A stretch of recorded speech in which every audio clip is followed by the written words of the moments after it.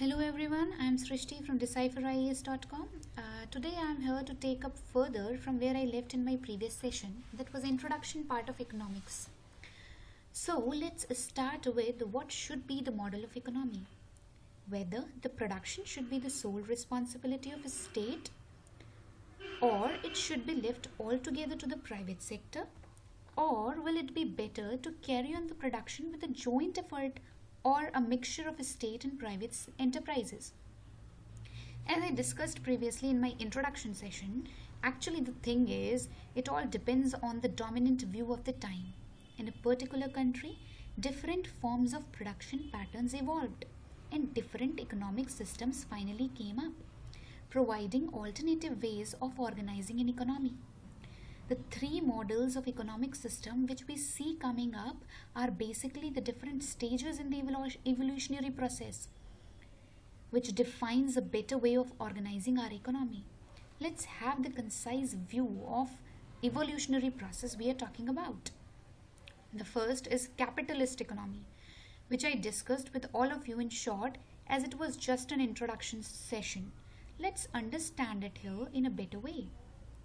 The capitalist form of economy has its origin in the famous work of Adam Smith. I told you earlier about Adam Smith. You remember his book in Wealth of Nations. The Scottish philosopher, economist, professor at Glasgow University, whose writings formed the basis of classical economics. He raised his voice against the government regulation of commerce and industry, as he believed it does not allow the economy to tap its full economic worth and reach the level of well-being. He emphasized the division of labor, which is called an environment of laissez-faire, which means non-interference by the government in the mechanism of demand and supply by the consumers and producers. He proposed that invisible hand of market forces, that is price mechanism, only will bring a state of equilibrium to the economy and a general well-being to the countrymen. And for such an economy to function, for public well-being, he acknowledged the competition in market. The decisions of what to produce, how much to produce, how to produce, what to produce, at what price to be sold, should be left to the market by private enterprises in this system, with having state no economic role in it. You must have noticed that I used the word invisible hand of market forces. Now let's see what is that. In his book An Inquiry into the Nature and Causes of Wealth of the Nations, Adam Smith states, every individual makes efforts and labors to render the annual revenue of the society as great as he can. Let's take an example of a farmer, simple farmer. He works hard to earn as good as he can. His labor pays off and he earns good amount of money. Then he diversifies his work from farming to floriculture, horticulture, poultry, etc. By this he earns more. Now he discards all his obsolete tools and equipments and buys the advanced one because he can afford them now. Because a wealthy man keeps on looking for more business and earning extra than before. Here, according to the market, he decides, he judges the conditions and fluctuations, that what, how much and when to produce, at what price to sell, etc. See how he generally neither intends to promote the public interest nor knows how much interest he is promoting. He only intends his own gain, his own profits. For example, you can see that all of us are only concerned with earning in one way or the other. And what we are focused on? How much we can increase our wealth, our profits, our gains. From a vendor to the industrialist, we just see that all of them are struggling to make it better from the last time. In this, and as in many other cases, led by an invisible hand to promote an end which was no part of his intention, nor it was always worse for the society that it was no part of his intention. By pursuing his own interest, he frequently promotes the interest of society more effectively than when he really intends to promote it. In other words, Smith assumed that individuals try to maximize their own good and become wealthier, and by doing so, through trade and entrepreneurship, society as a whole is better off. Furthermore, any government intervention in the economy isn't needed because the invisible hand is the best guide for the economy. I know, and I think you must have got it by now. What is capitalist economy? So, shall we move to state economy? So, let's start. Rooted in the ideas of historical change proposed by the German philosopher Karl Marx, this kind of economic system first came up in the erstwhile USSR after the Bolshevik Revolution in 1917 and got its ideal shape in the People's Republic of China in 1949. Here we see two versions of the state economy. In erstwhile USSR, known as the socialist economy, and in pre-1985 China as the communist economy. While socialist economy emphasized the collective ownership of means of production, that may be property or the assets or any other thing, and it also ascribed a large role to the state in running the economy. Communist economy advocated a state that is government ownership of all the properties including labor and absolute power to the state in running the economy. Can you see that I've highlighted the role and power with green just because there is difference between them?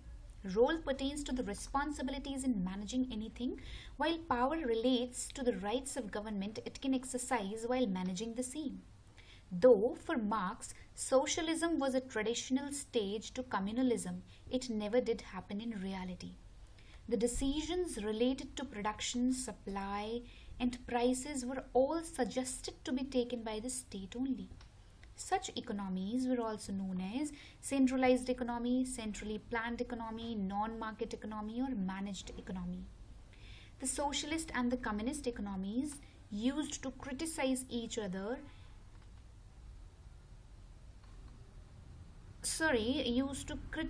capitalistic economies of being based on exploitation. In response, the capitalist economies called them the practitioners of state capitalism, where the states were the sole exploiters.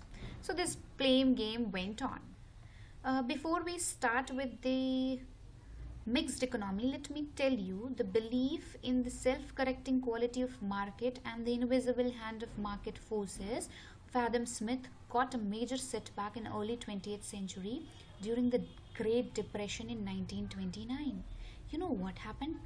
The impact of depression spread from USA to the other economies of the Western Europe, escalating large number of unemployment, downfall in demand, and economic activities and lockouts in industrial enterprises, which started after the US stock market crash in 1929. The prices on the Wall Street stock market fell a lot from October 24 to October 29, 1929. By 1932, 25 to 30% of the people lost their jobs. They became homeless and poor.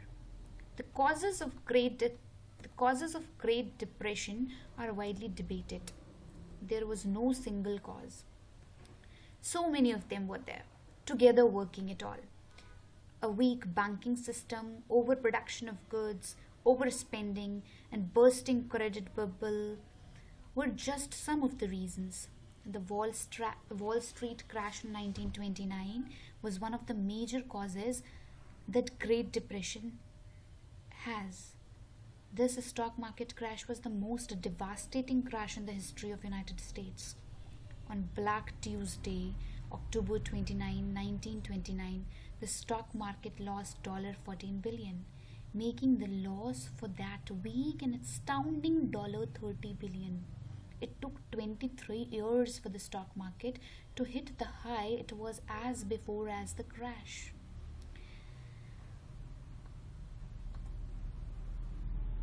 As the news of the stock market crash spread, customers rushed to their banks to withdraw their money, causing disastrous bank runs.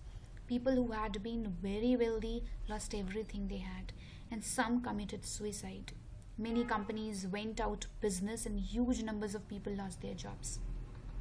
So, coming back to mixed economy, as the Smithian microeconomics failed to check the Great Depression, so a new approach was needed, which came in the famous work, The General Theory of Employment and Interest and Money, by English economist at Cambridge University, John Maynard Keynes, in 1936. Keynes questioned the very simple principles of laissez-faire and the nature of invisible hand.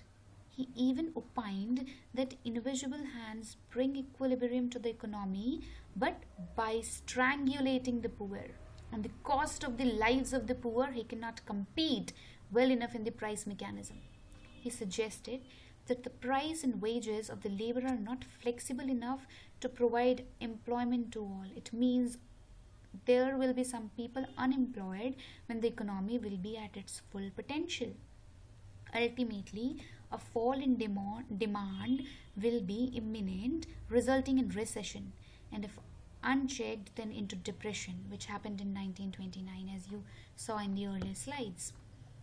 Now, questioning the limitations of the market mechanism, Keynes suggested a strong government intervention in the economy. To get economy out of the depression, he suggested the increase in the government expenditures, discretionary fiscal policies, which includes fiscal deficit, lower interest rates, cheap money supply, etc., to boost the demand of goods and services, and this was reason behind the depression. The Keynesian policies were followed. The concerned economies were successfully pulled out of Great Depression. Now, thank you for watching. Please do comment in the comment box below to help us to improve. Keep visiting our website decipherias.com and do like our page on Facebook. Till my next session, enjoy, take care.